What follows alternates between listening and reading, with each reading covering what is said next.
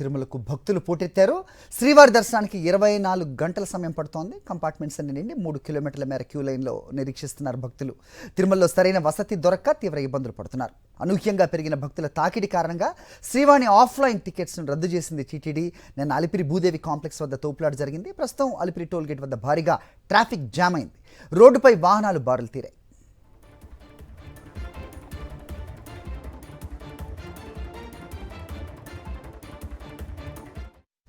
అలిపిరి నుంచి మరింత సమాచారం మా ప్రతినిధి మూర్తి అందిస్తారు.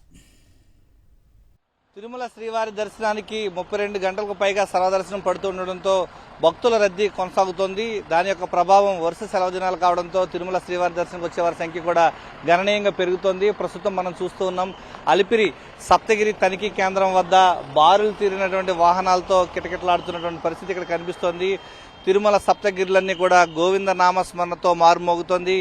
అలిపిరి సప్తగిరి తనిఖీ కేంద్రం వద్ద ఈ యొక్క చెక్ పాయింట్ నుంచి గరుడ సర్కిల్ వరకు కూడా బారులు తీరినటువంటి వేలాది వాహనాలన్నీ కూడా క్యూ లైన్లో ఎదురు చూస్తూ ఉన్నాయి. ప్రస్తుతం మనం చూస్తూ ఉన్నాం 8 లైన్లలో సప్తగిరి తనిఖీ కేంద్రం వద్ద బారులు తీరినటువంటి వాహనాలు మనకి కనిపిస్తూ ఉన్నాయి. పెద్ద ఎత్తున గోవింద నామస్మరణ చేసుకుంటూ తిరుమల శ్రీవారి దర్శనానికి భక్తులు పెద్ద ఎత్తున పోటెత్తడంతో ఈ యొక్క సప్తగిరి తనిఖీ కేంద్రం వద్ద మొత్తం 8 లైన్లలో వాహనాలు బారులు తీరినటువంటి వాహనాలు ఇక్కడ కనిపిస్తూ ఉన్నాయి. ప్రస్తుతం మనం చూస్తూ ఉన్నాం అలిపిరి సప్తగిరి తనిఖీ కేంద్రం వద్ద బారులు తీరినటువంటి వాహనాలు యొక్క తిరుమల శ్రీవారి దర్శనకు వచ్చేటువంటి భక్తులతో కిటకిటలాడుతున్నటువంటి పరిస్థితి కనిపిస్తోంది.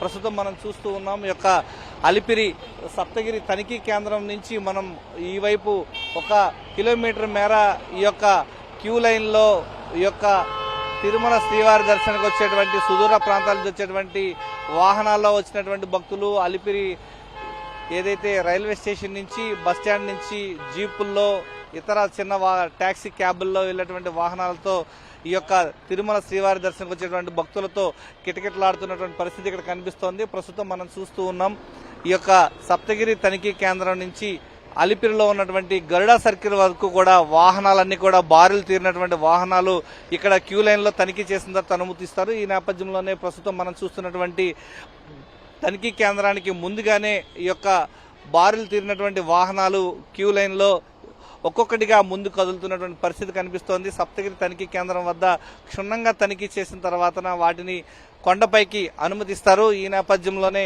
ఈ యొక్క వాహనాలన్నీ కూడా తనిఖీ చేసిన తర్వాత తిరుమల శ్రీవారి దర్శనానికి ఒక్కొక్కటిగా వెళ్తూ ఉన్నాయి. ప్రస్తుతం మనం చూడొచ్చు అలిపిరి చెక్ పాయింట్ నుంచి ఇటు తిరుమల శ్రీవారి దర్శనానికి వెళ్తున్నటువంటి వాహనాలు ఒక్కొక్కటిగా కదులుతూ ఉన్నాయి. తనిఖీ చేసిన వాహనాలు आप किधर से आया? महाराष्ट्र जलगांव। ये ऐसी कैसी ये पोजीशन में ऐसे आएंगे तो अगली बार आएंगे क्या? हम कुछ तो नियोजन करना चाहिए सरकार ने।